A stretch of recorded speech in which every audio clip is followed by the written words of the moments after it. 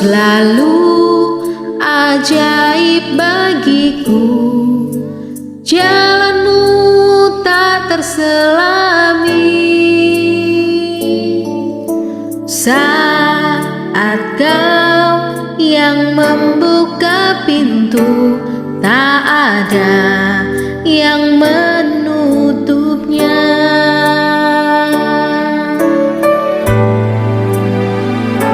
Masih ada jalan terbuka untukku, masih ada jalannya Tuhan,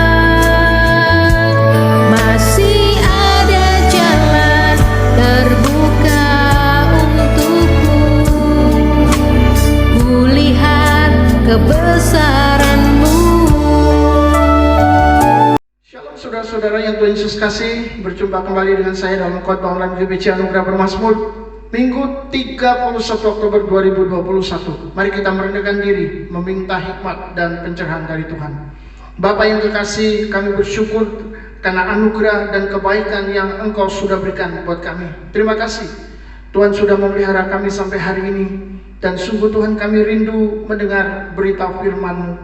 Berbicaralah supaya firman-Mu boleh menjadi berkat bagi kami, bertumbuh dan berbuah, sehingga kami juga boleh menjadi berkat bagi orang lain sesudah kami diberkati oleh Tuhan, oleh firman Tuhan. Kami percaya bahwa Tuhan hadir di sini untuk bekerja, untuk berkarya di dalam kehidupan kami, baik yang menyampaikan maupun yang mendengarkan, bersama-sama diberkati oleh Tuhan. Kami serahkan segala sesuatunya ke dalam tangan-Mu Bapa. Hari ini kami rindu firman-Mu disingkapkan. Di dalam nama Yesus kami berdoa, amin. Saudara-saudara, kiranya Tuhan Yesus yang mengasihi kita senantiasa memberkati, menyertai, memelihara Anda dan keluarga dimanapun saat ini berada.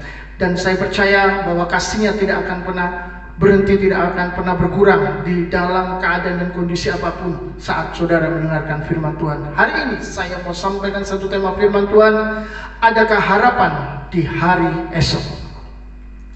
Ada banyak orang bahwa di hari-hari ini berkata, kalau masa yang akan datang itu suram, di masa yang akan datang itu gelap, dan tidak ada sesuatu yang baik yang bisa diambil karena kondisi keadaan semakin lama semakin buruk, ekonomi juga terpuruk. Tetapi saudara-saudara, di sisi lain ada orang-orang yang berkata secara optimis bahwa di waktu yang akan datang tentu pasti akan lebih baik dari hari sekarang. Apakah saudara akan termotivasi dengan hal itu atau tidak? Itu adalah pilihan saudara. Tapi yang jelas hari ini kita akan belajar apakah ada harapan di hari esok. Otoritas wilayah bagian utara Cina melakukan penutupan wilayah atau lockdown akibat lonjakan kasus COVID-19. Beberapa provinsi mengalami kenaikan kasus, walaupun saudara sudah 75% divaksinasi. Hari Kamis 21 Oktober 2021 ada ratusan penerbangan dibatalkan. Sekitar 60% penerbangan dari dua bandara utama di Xi'an dan Lanzhou dibatalkan.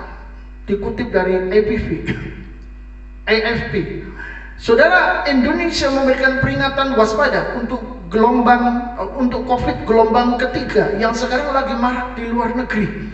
Maka salah satu kebijakan pemerintah adalah memberlakukan tes PCR untuk semua moda transportasi, baik di darat, laut, udara.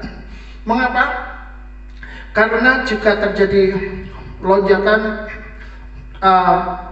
penumpang atau orang-orang yang akan bepergian, itu akan membahayakan. Itu sebabnya dengan adanya tes PCR mungkin ini sedikit agak meredam, dan harga dipotong menjadi 275.000 untuk PCR, dan di luar Jawa Bali 300.000. Lalu bagaimana nanti kalau benar-benar ada di bawah, saya juga nggak tahu apakah harganya sama dengan yang ditulis di media sosial. Yang jelas saudara, Badan Organisasi Kesehatan Dunia, Menteri Kesehatan dan pemerintah menyerukan hal yang sama, bahwa pandemi COVID akan berhenti tergantung pada umat manusia yang akan melindungi dirinya sendiri dari COVID dan mengakhirinya. Jadi manusialah yang harus mengakhiri itu. Di dalam laman resmi WHO, Dirjen Tedros Adhanom Ghebreyesus mengatakan, pandemi akan berakhir ketika dunia memilih untuk mengakhirinya. Itu ada di tangan kita, katanya. Menurutnya, saudara, kenaikan kasus ini disebabkan mobilitas sosial yang tidak terkendali, lalu ketidakkonsistensian orang-orang yang menjalani aturan, bahkan mereka yang menolak vaksin. Jadi bagaimanakah masa depan dunia ini? Siapa yang tahu? Yang jelas, semua orang ingin punya masa depan yang penuh pengharapan dan tidak ingin tertunda penggenapannya. Mari kita membaca di dalam kitab Amsal 13 ayat 12. Harapan yang tertunda menyedihkan hati, tetapi keinginan yang terpenuhi adalah pohon kehidupan. Sangat menarik. Alangkah bahagianya memiliki harapan yang datang tidak berlambat-lambat, tapi secepat kilat. Paling tidak tepat pada waktunya. Alkitab mengatakan itu seperti pohon kehidupan. Apa pohon kehidupan? Itu bicara tentang keberlangsungan hidup. Pohon kehidupan itu memberikan keberlangsungan hidup, menyegarkan jiwa, menyemangatkan sisi kemanusiaan kita, sehingga kita merasa hidup. Saudara, alangkah beratnya jika keinginan dan harapan kita tidak ada satupun yang terpenuhi, tidak ada satupun yang terrealisasi. Semua hanya tinggal impian saja. Saudara bisa bayangkan. Tentu Tuhan tahu yang terbaik buat kita dan tahu harapan apa yang ada pada kita yang harus Ia realisasikan. Pertanyaannya adalah, berapa banyak harapan Anda saat ini? Semua orang pasti punya harapan. Ada orang yang berharap ingin punya rumah. Ada yang berharap ingin segera menikah sambil mengumpulkan uang. Ada yang berharap ingin membeli sepeda motor, membeli mobil. Atau bahkan ada yang berharap untuk sesuatu yang sederhana, mereka bisa makan setiap hari. Semua orang punya harapan. Bahkan mungkin ada orang-orang yang berharap bisa pergi ke luar negeri di masa pandemi ini. Pertanyaannya adalah, apakah itu bisa terrealisasi menurut Anda? Bisa menjadi nyata? Atau itu hanya sebuah fantasi? Saudara, mari kita lihat nasihat firman Tuhan agar kita tidak menjadi pemimpi di siang bolong, tapi penikmat anugerah di tengah kondisi-kondisi yang kadang sulit untuk kita harapkan. Roma pasal 12 ayat 3. Berdasarkan kasih karunia yang dianugerahkan kepadaku, aku berkata kepada setiap orang di antara kamu, janganlah kamu memikirkan hal-hal yang lebih tinggi daripada yang patut kamu pikirkan, tapi hendaklah kamu berpikir begitu rupa, sehingga kamu menguasai diri menurut ukuran iman yang dikaruniakan Allah kepada kamu masing-masing. Saudara-saudara, Paulus berkata berdasarkan kasih karunia yang dianugerahkan padanya. Apa itu? Kasih karunia itu adalah pengetahuan rohani dan pencerahan ilahi di dalam diri Paulus, yang bekerja di dalam diri Paulus, sehingga dia bisa melihat segala sesuatu dengan kacamata Tuhan. Dia melihatnya sangat tajam, dia melihatnya sangat jelas, sangat terang, dan sangat penuh dengan pengetahuan. Itu adalah pengetahuan rohani. Dia berkata, hendaklah kita berpikir tidak melebihi batas yang dikaruniakan Tuhan untuk kita capai. Jangan memikirkan yang lebih tinggi. Berpikirlah sepatutnya dan kuasai diri menurut ukuran iman yang telah dianugerahkan di dalam diri Anda. Hidup ini sudah disetting oleh Tuhan untuk mengeluarkan buah-buah yang baik, atau gambarannya mengeluarkan suara yang harmonis seperti pencampuran alat-alat audio, saudara. Ada treble, ada bass, ada echo, ada volume dicampur di dalam sebuah alat bernama mixer. Diatur sedemikian rupa supaya suara yang keluar, baik itu sound musik ataupun itu suara vokal, keluarnya itu bagus, tidak nyempreng, tidak melenting, dan juga tidak kasar tapi halus. Orang dengar, oh enak sekali, merdu, bagus. Saudara-saudara, jika kita percaya bahwa Tuhan mengatur hidup kita dengan sempurna, maka kita tidak akan berjalan menurut kemauan kita. Tetapi kita akan tunduk kepada Tuhan. Karena sebenarnya hidup kita di dunia ini adalah untuk menyenangkan Tuhan. Menyenangkanmu, senangkanmu, hanya itu kerinduanku. Menyenangkanmu, senangkan hatimu, hanya itu kerinduanku. Saudara-saudara, kalau kita hidup untuk menyenangkan Tuhan, maka kita akan hidup sesuai dengan pimpinan Tuhan. Tidak ke kiri, tidak ke kanan, tapi menjadikan Tuhan sebagai gembala yang baik di dalam hidup kita. Dan kita mempercayai Dia secara total. Kalau Dia tidak akan menyesatkan kita, tetapi memelihara kita sesuai dengan kebaikan dan kemurahan hatinya. Ada banyak peristiwa-peristiwa minor atau peristiwa-peristiwa buruk dalam hidup manusia yang menyebabkan mereka mengalami krisis pengharapan. Beberapa contoh. Ada orang yang mengalami kecelakaan dan menyebabkan cacat pada tubuhnya. Orang-orang seperti ini mengalami krisis pengharapan karena ketika tubuh mereka masih lengkap, mereka sudah mengalami kesusahan. Apalagi kalau mereka cacat dan tidak bisa berbuat apa-apa. Tentu ada rasa takut, kecewa, khawatir, cemas, dan lain sebagainya. Ada lagi juga yang mengalami krisis pengharapan karena tertipu oleh seseorang yang ia percayai untuk mengolah usahanya. Tapi setelah usahanya berkembang, orang ini berbalik menusuk dan merebut semua yang dia usahakan dari awal. Ada juga yang menggunakan modal besar untuk usaha dengan cara meminjam uang di bank.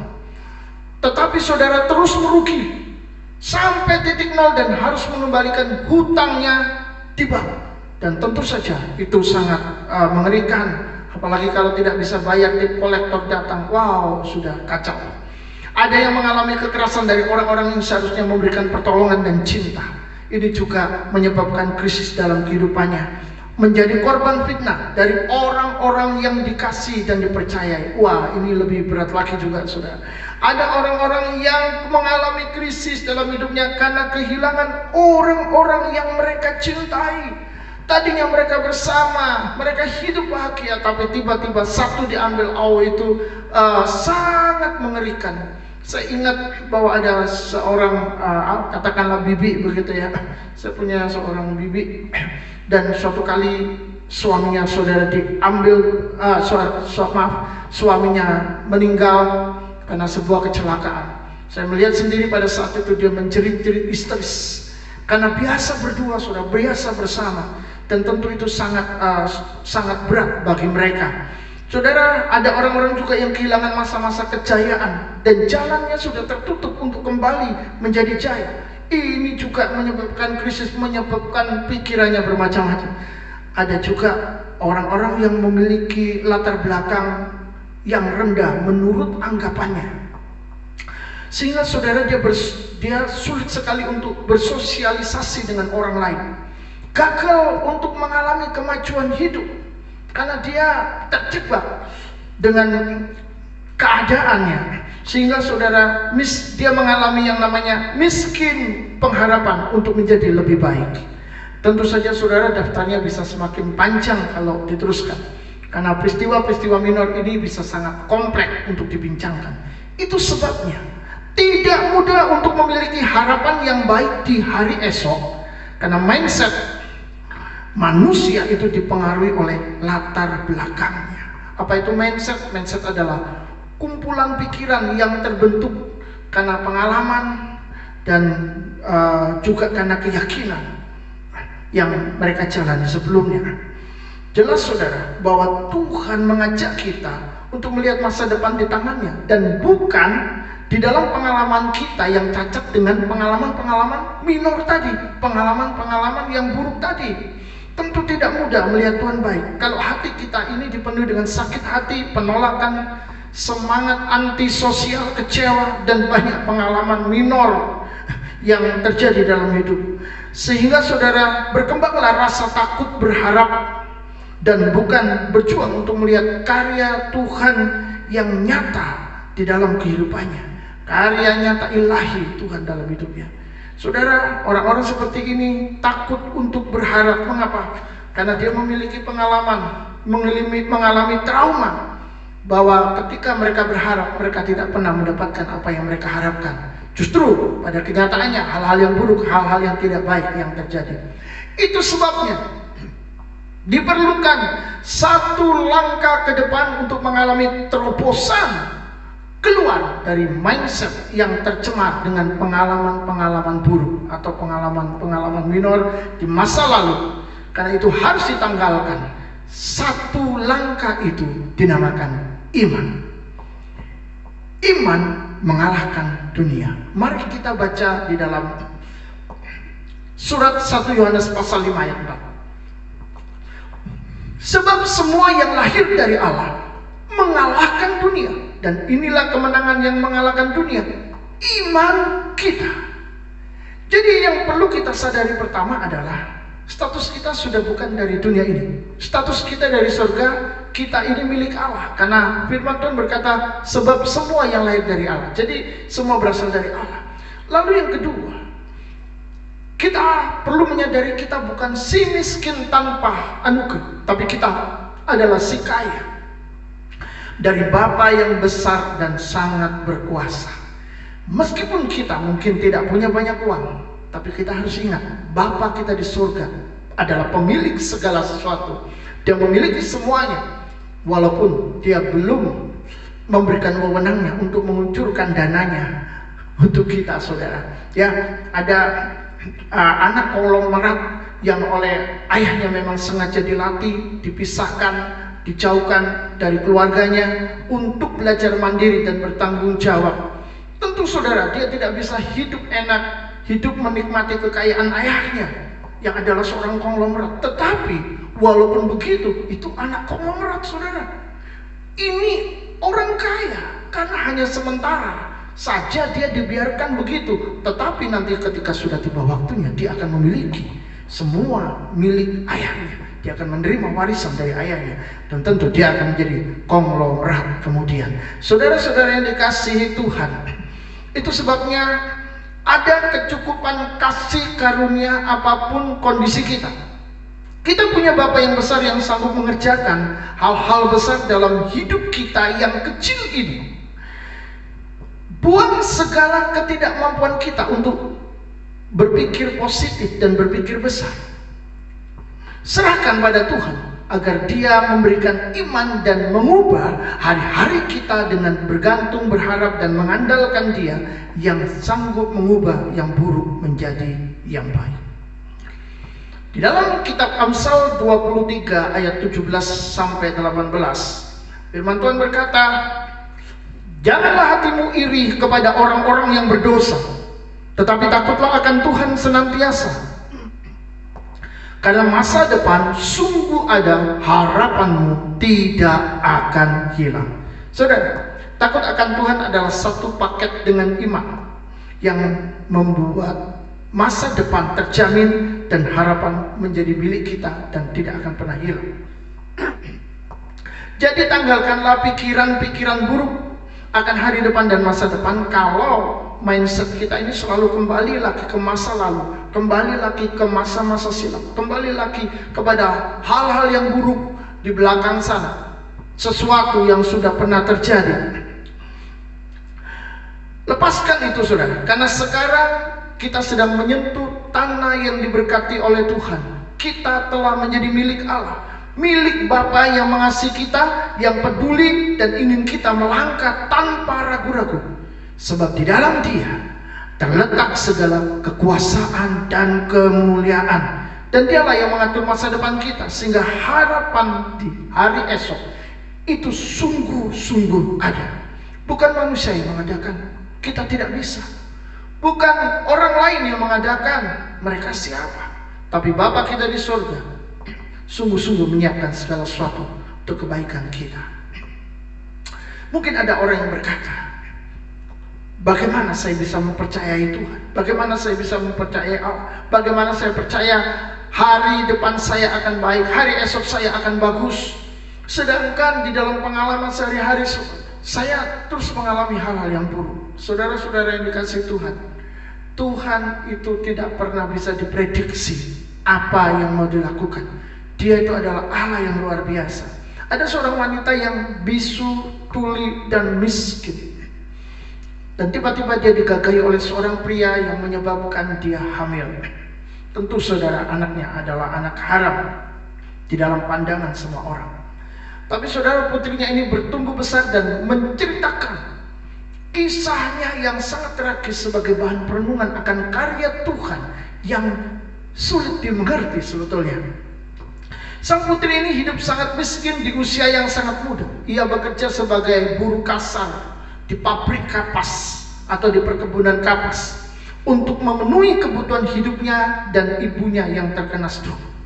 Ia benci hidupnya, kecewa pada Tuhan yang dirasa tidak adil, karena di saat anak-anak lain bisa hidup layak, dia harus bergumul dalam penderitaan, dan dia tidak bisa melihat masa depan yang cerah. Bahkan di dalam pergaulan dia sering dibully oleh teman-temannya yang mengatakan dia adalah anak haram.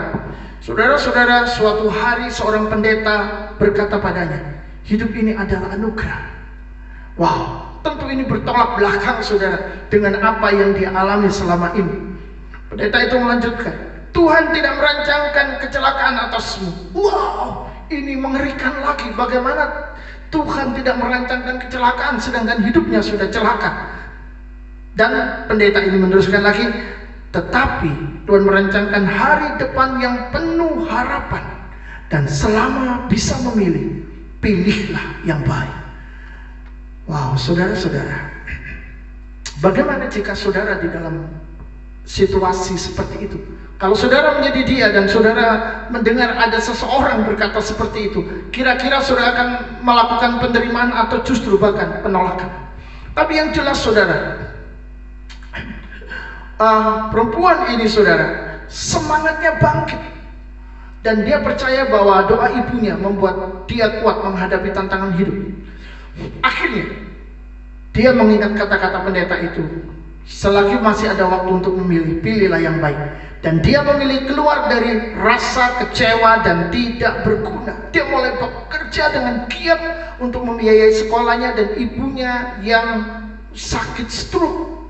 Dan ternyata saudara, dia benar-benar menjadi sukses. Ini luar biasa. Dan dia adalah S. Taylor Morton. Siapakah dia?